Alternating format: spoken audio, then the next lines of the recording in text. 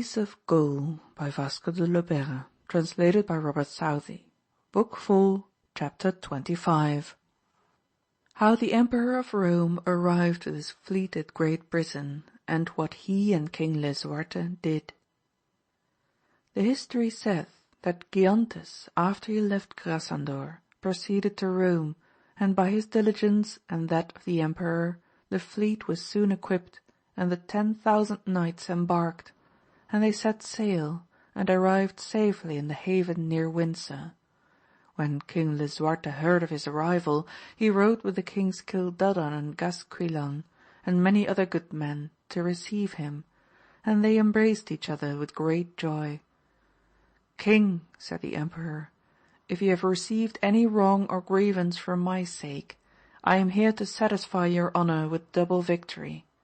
And as I alone have been the cause of this, I would you would allow that I alone might take vengeance, that the punishment which I inflict may be an example to all, that none may dare offend a man so powerful as I." The king answered, "My good lord and friend, you and your people are now weary of your voyage. Let them recover from their fatigue. In the meanwhile we shall learn tidings of our enemies, and when that is known you shall take what counsel pleaseth you." The Emperor would have marched on without delay, but Lisuarte, who better knew what was necessary, detained him, for he was well aware that on this battle everything depended. So they remained 8 days in the camp, receiving the forces who every day came in. One day, as the Emperor and the kings and many knights in their company were riding in the fields near the camp, they saw a knight approach, and a squire with him, carrying his arms. If any one asks who this knight was, I answer that he was the good King Enil, the nephew of Don Gandales. When he came to the camp, he asked if Arquisil were there, who was kinsman to the Emperor. He was answered yes, and that he was then riding with the Emperor. Enil then rode up to the company, who were now halting by a brook side and talking about the battle. He humbly saluted them, and they on their part bade him welcome, and asked what he would have. Enil answered, "Sirs, I come from the Firm Island, with the bidding of my lord the noble knight Amadis of Gaul, son of King Perion, to a knight called Arquisil." Arquisil answered, "I am he whom you seek." Then said Enil, "Arquisil, Amadis of Gaul sends to say, that when he was at the court of King Taphenor of Bohemia, calling himself the Knight of the Green Sword, on the day after his battle with Don Garadan, he entered into the lists with you and your companions, and you were made his prisoner, and by him set at liberty on your promise as a true knight, that you would return and put yourself into his power whenever he required it. He now by me calls upon you to fulfil your word, as so good a man and of so high a lineage ought." "Certes, knight," answered Arquisil, "what you say is true. It only remains to be assured that he who called himself the Knight of the Green Sword is Amadis of Gaul." Certain knights who were present said that without doubt it was so. Then Arquisil said to the Emperor, "You have heard, sir, what this knight demands. I can no ways excuse myself, but must perform that which I owe.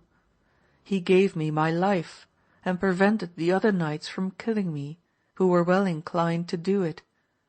I beseech you, sir, be not displeased at my going, for if I should fail in my promise, you, powerful and great as you are, ought neither to have me in your company nor acknowledge me for your kin." The Emperor, with his wonted want of temper, cried out, "You knight who come hither on the part of Amadis, tell him he ought to be quite satisfied with offering me those little insults which little men can offer to the great, and that the time is come when I shall show him who I am and what I can do. Tell him that he can nowhere escape me, not even in that den of thieves where he lurks. He shall soon make sevenfold restitution. You, Arquisil, do as you are required. It will not be long before I shall put this man by whom you were taken into your hands, that you may have your will of him." When Enil heard this, he grew angry and fearlessly replied, "I ween, sir, Amadis knows what you can do already, for he met you once as an errant knight, not as a great prince, and you did not depart from him quite so easily. But now as you come in another manner, so in another manner will he meet you. Let them who know the past remember it. God only knows the future." At this King Lisuarte was fearful lest the knight should receive some hurt at the Emperor's command, which would greatly have displeased him, as indeed what had been said had done.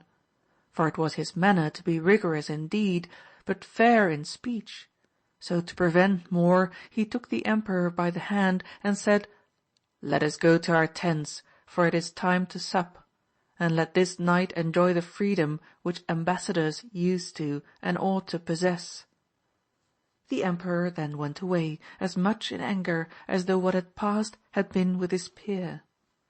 But Arquisil took Enil to his tent and showed him much honour, and they rode together like friends to the Firm Island. When they were near the camp and Arquisil saw so great a force, for the succours from the Emperor of Constantinople were now arrived, he marvelled greatly, yet gave he no sign of wonder. Enil took him to the tent of Amadis, by whom he was courteously received. There he remained 4 days, and Amadis showed him the army and all those noble knights, the fame of whose prowess was gone abroad through all the world. Much was he astonished to behold so mighty a power, but in particular to behold so many good knights, for he well knew that if any disaster should befall the Emperor, it would be by their means, for of the rest he thought little, and would have felt no fear of them if they had not had such leaders. Well too did he perceive that his lord the Emperor needed great force to give them battle, and he thought himself an unhappy man to be held prisoner at such a time. For if he had heard afar off that such a battle was to be waged, he would have hastened to bear a part, and now it would be in his sight even, and yet he could not be there. For this he accounted himself the most unfortunate man in the world, and the tears ran down his cheeks, and in this great grief he resolved to prove the virtue and nobleness of Amadis. So when the brave Amadis was with many other knights in the tent of King Perion, and Arquisil with them, because the place of his prison had not been appointed, he rose up and said to the king, "May it please you, sir, to hear me before these knights, and Amadis of Gaul." The king said, "Willingly," and bade him speak.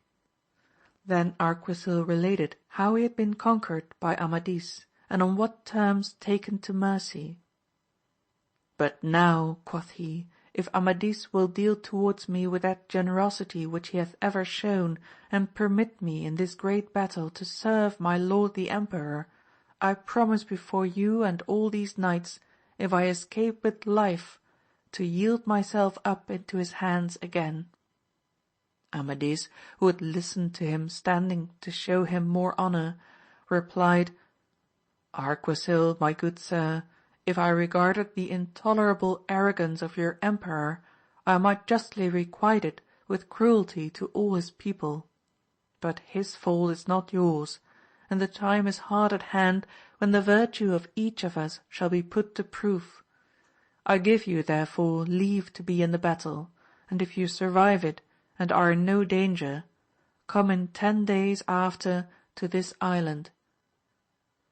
Thankfully did Arquisil acknowledge that noble treatment, and he took his horse and arms and departed, and arrived without let or hindrance at the Emperor's camp. Now I would have you know that the reason why all these knights performed such long journeys without meeting any adventure was, because they heeded nothing but to prepare for the great battle, and would therefore meddle with nothing of less moment that might keep them from it. When Arquisil came to the camp, he spoke with the Emperor apart, and told him how Amadis had dealt with him, and what a mighty power was there assembled, and the names of all the good knights who were come to his succour. And be assured, said he, that so soon as they know you have moved on, they will advance to meet you. Arrogant as the Emperor was, yet when he heard this from so good a knight, and one who he knew would speak nothing but what was true, he was dismayed, as they used to be whose courage lies more in words than in actions, and he wished he had never been brought into this quarrel. He had expected that Amadis never could have raised a force to oppose him and King Lisuarte, and that they should have blocked him up by sea and by land, so that, either by famine or treaty, he might recover Oriana and vindicate his honour.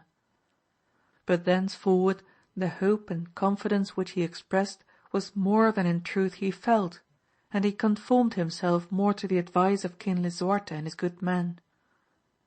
15 days they remained in the camp, mustering their forces, which were found to be as follows. The Emperor brought 10,000 horsemen, King Lisuarte 6,500, Gasquilan, King of Sweden, 800, King Cildadan 200. When all was ready, the army were ordered to march. The Emperor divided his host into 3 divisions. The first, of 2,500 knights, he gave to Floyan, the brother of Salustanquidio. The second, with a like number, to Arquisil. The other 5,000 he reserved for his own command, and he requested King Lisuarte to let him be in the van, to which the king assented, though he would far rather have taken that post himself, for he thought little of the Romans, and feared that they might by their confusion occasion some great loss.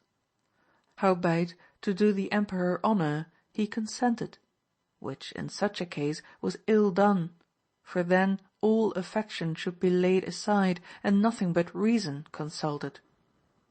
King Lisuarte made 2 divisions of his force. The one, of 3,000 knights, he gave to King Arban of North Wales, and with him he appointed Norandel to go, and Don Guilan the Pensive, and Cendel of Ganote, and Brandoyas. 3,000 of his knights he gave to King Cildadan and King Gasquilan, which with their own 1,000 made another division. Of the rest he took charge himself. His standard he gave to the good Don Grumedan, who, with great sorrow and heaviness of heart, reflected on that ill exchange which King Lisuarte had made, to make such men his enemies, and choose such for his friends. All this being thus ordered, the army moved on behind the baggage, which went forward that the camp might be pitched. Chapter 26. How King Perion advanced with his people against his enemies, and how he arrayed his army for the battle. The history saith that as this King Perion was a knight of great courage, and one whom fortune had always hitherto assisted to uphold his honour, and seeing himself brought into such a contest which affected his sons and all his lineage, and knowing likewise the great courage of King Lisuarte, and what a revenger of injuries wrought to him he was. For these things he was always pondering on what it behoved him to provide for. He was well aware that if the chance went against him, that he would not be satisfied with victory, but like a mad dog would hunt them out wherever they should retreat, and think nothing of any fatigue or difficulty in pursuing them, even as he himself should do if he were the conqueror. He therefore, among other needful things, was careful to have trusty persons in those parts where they could observe the movements of the enemy, and by them he was now advised how and in what order they were on their march. So on the morrow betimes he rose, and summoned all the chiefs and the knights of his lineage, and told them what he knew, and how he thought they should raise their camp, and divide their army, that every man might know what standard and what leader he was to follow, and that having so done, they should march to meet the enemy and give them battle, in full confidence that they should be victorious in so just a cause. To this they all accorded, and earnestly they besought that, both because of his high rank and of his great courage and discretion, he would take the charge of leading and directing them, all promising to obey his orders. This he accepted, well knowing that what they proposed was right, and that which he could not reasonably decline. Then he ordered the counsel to be carried into effect. The camp was raised, and the forces all armed and mounted assembled in that wide plain.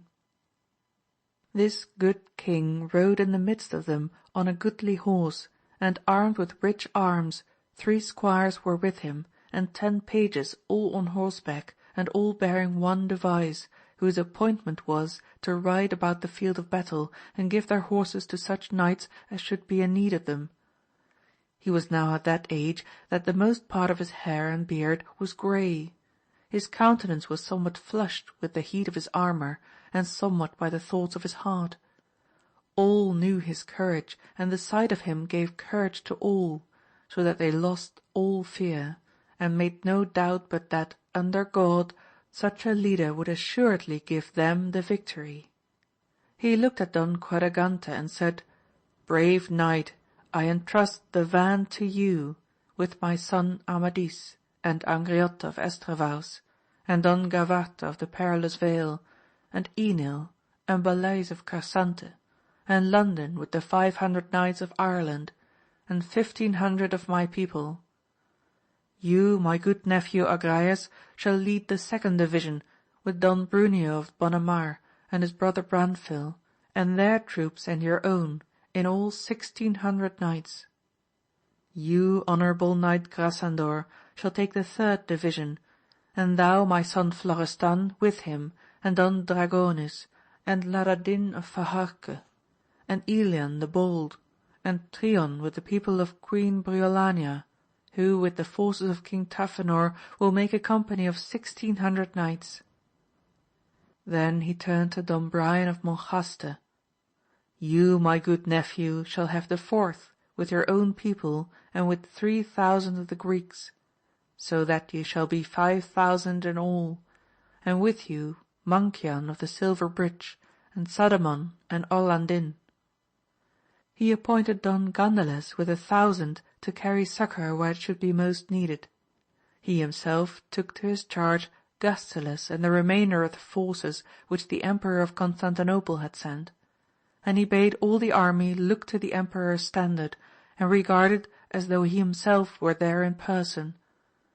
All being thus appointed, the army moved on with the sound of many trumpets and other instruments of war. Oriana and the queen and princesses and dames and damsels of her company beheld them, and in their hearts besought God to help, or rather, if it were his good pleasure, to give them peace. Chapter 27. How when Archelaus the enchanter knew that all these forces were collected for battle, he in all haste called upon King Aravigo and his companions. Now Archelaus the enchanter had, as you have heard, stirred up King Aravigo and Barsinan, lord of Sansuena, and the king of the deep island, who had escaped from the battle of the 7 kings, and all the lineage of Dardan the Proud, and when he knew that Amadis and King Lisuarte had collected their forces, he dispatched a knight called Garin, who was the son of Grumen, one of the enchanter's kinsmen, whom Amadis slew when he rescued Oriana. Him he bade rest neither day nor night till he had borne the intelligence to all those chiefs. Meantime he himself assembled the kinsmen of Dardan and all his own forces. This Garin came to King Aravigo, whom he found in Araviga, the chief city of all his realm, from which all the kings thereof were called Aravigos, because great part of their dominions lay in the land of Arabia. The king at this news without delay assembled all his forces, and they pitched their tents in the plains near Calafan, which was a principal town in Sansuena. 12,000 knights were they in number, There they prepared their fleet, and stored it with food in abundance, as men who were going against a strange land, and from thence they put to sea, and with a fair wind in 8 days they arrived at a port in Great Britain, where Archelaus had a strong castle. Archelaus had with him 6,000 good knights, who all hated King Lisuarte and Amadis, for having hunted down and slain many of their chiefs, and put them to flight themselves, like evil-doers as they were. I cannot tell you the joy there was at this meeting. So as Archelaus had learned from his spies that the king and Amadis were advancing to meet each other, he set forth without delay. Barsinan led the van. He was a young knight and strong, eager to revenge the deaths of his father and of his brother Gandalot, and to show his own prowess. He had under him archers and crossbowmen and 2,000 knights. Archelaus, who, as you may well believe, was not inferior to him in great strength and courage, led the second division. Though half his right hand was lopped off, yet could there hardly be found a better knight in arms, if his ill deeds had not taken away all the renown which his hardihood gained. He led on 600 knights, and 2,400 whom King Aravigo gave him. King Aravigo himself, and that other king of the Deep Island, led the third detachment with all the other forces, and they had with them 6 knights all akin to Brontaxar Danfania, whom Amadis slew in the battle of the 7 kings, as is recorded in the 3rd book of this history. These 6 knights came from the Sagittary Island, where it is said the Sagittaries at first made their habitation, and they were huge in body, and strong like those who were descended in a right line from the hugest and most valiant giants that were ever in this world. These knights, when they heard of such great preparations, came by their own good will to revenge the death of that Brontaxar, who was the chief of all their lineage, and also to prove themselves against those knights of whom such renown was gone abroad. For these causes they came to King Aravigo, who greatly rejoiced at their coming, and besought them to go in his division, the which they promised, though against their will, for it was their wish to have been in the front of the battle. At this time the Duke of Bristol arrived. He, though he had been required by Archelaus, would not at first engage, thinking what he said was rash and ill-advised. But when he saw so great a power assembled, he then thought it his wisest course to join them, that he might revenge the death of his father, whom Don Galvanes and Agrayes and Olivas slew, and also that he might recover the lands which had been forfeited by his father's death. He had conceived that if Lisuarte was put to the worst, he should regain his inheritance, but if Amadis was defeated, then should he be revenged upon those who had so injured him. When King Aravigo and the other chiefs knew who he was, they were more joyful of his coming, because he was a native of the land and had towns and castles therein, than they would have been if a foreigner had joined them with a greater force. King Aravigo gave him 500 knights in addition to his own force, and in this array they set forward, marching by byways that they might be the more secure. End of Book 4, Chapter 27.